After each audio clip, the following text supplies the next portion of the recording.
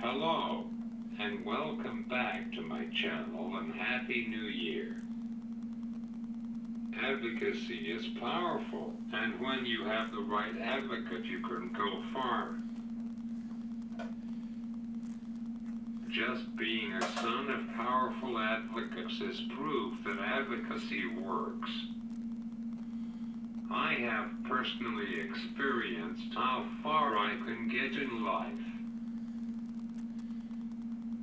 However, I also saw what happens when you have people who just see a child as a paycheck, or worse, a punching bag.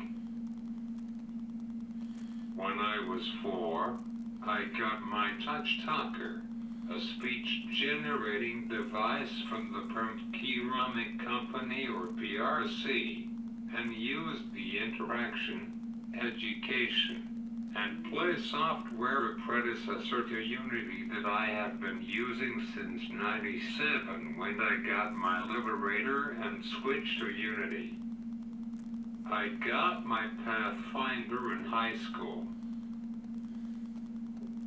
Despite how expensive it is, I find that the vocabulary is wide-ranging, and you can actually program your own vocabulary in addition to the pre-programmed words. Last summer I ran into one of my old friends from high school at the Wild Things baseball game. I went with a group from my local independent living center. She has epilepsy and now uses a wheelchair. She is my brother Jason's age. One summer she did a kid computer camp at the local independent living center even though she was 21, and I had to shake my head.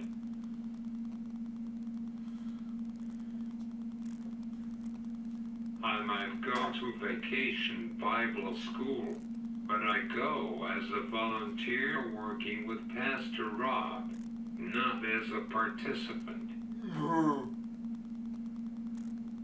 Her mom said she is still living with her in Greene County. My mom lives about a mile up the road from me, but I still can do things independently. I felt bad not only for her because I unfortunately know where she will end up, but for the mom as well. Why do we have this inequality in public education? We have really good public schools like Randall, Upper St. Clair, and Prentty then go down to Greene County and to a school that barely can keep afloat, and the students in special education are for all intensive purpose are babysat for 8 hours a day with no real expectations.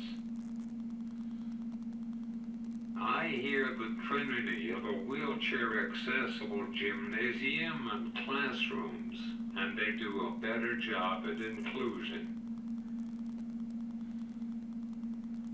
Then we have West Greene, who built a grade school next to the middle high school.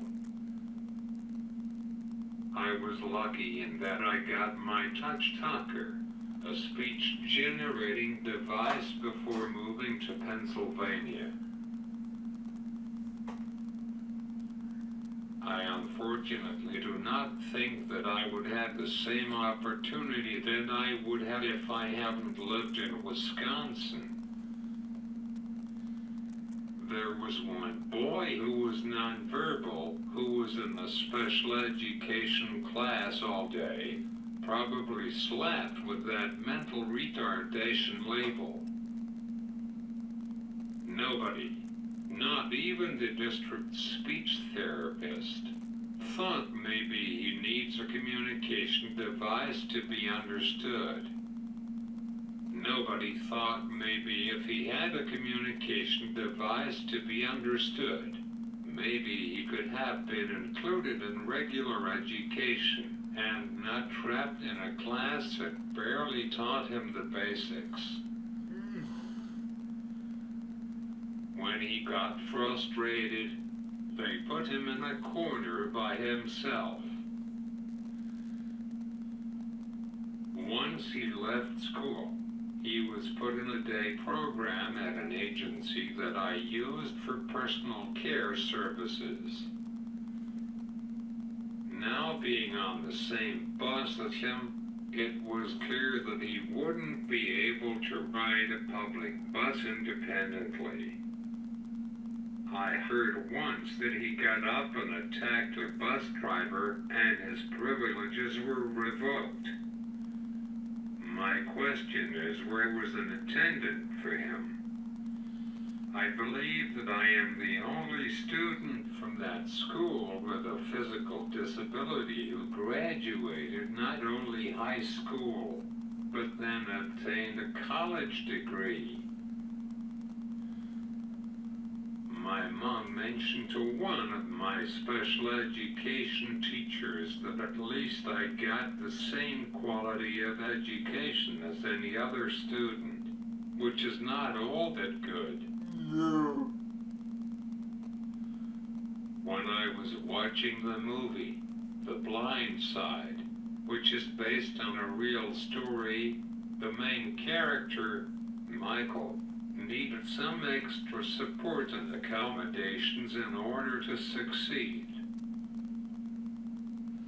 When the teacher asked, "Can you give somebody reasonable accommodations?" it is like, yay, that is called equality.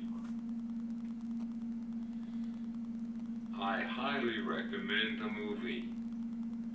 However, he graduated and went on to play in the NFL. I feel bad for people with disabilities whose parents did not get involved with groups like Parents Educating Parents, ADAPT, and other disability advocacy groups who let these so-called professionals railroad them. I feel bad for people with disabilities whose parents signed them over to the state. I have noticed that there is a lot of same-sex couples who adopt children with disabilities, and I think it is awesome because that couple is choosing the child to raise despite their disability. That is why I strongly disagree with Pope Francis that children deserve a mother and a father. If they are being loved, it should not matter what the gender or sexual orientation of the parents are. Please like this video and subscribe to my channel. If you are over 18, check out my other channel. I'll see you soon.